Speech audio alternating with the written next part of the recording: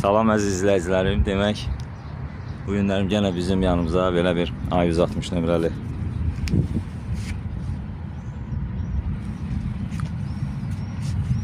Mercedes daxil olub. Bunda da yenə həmin şey korobka rejimdədir. Korobka rejimə düşüb. Demək, fikir verirsinizsə, baxın. Yağı təzə dəyişilib. Göz yaşı kimi. Amma yenə də korobka eyni rejimə düşür. Bunun ən başlıca problemi bu korobkanın.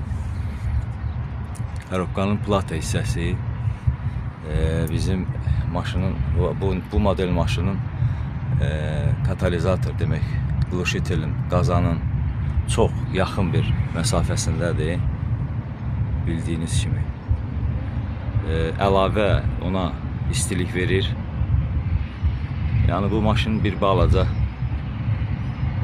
düzələrkən bu şeylər nəzərə almayıb. Ona görə də bunların platası çox tez zaman necə deyirlər, xarab olur tez-tez.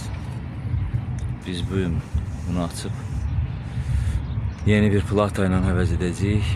Öz platasını da yoxlayacağıq.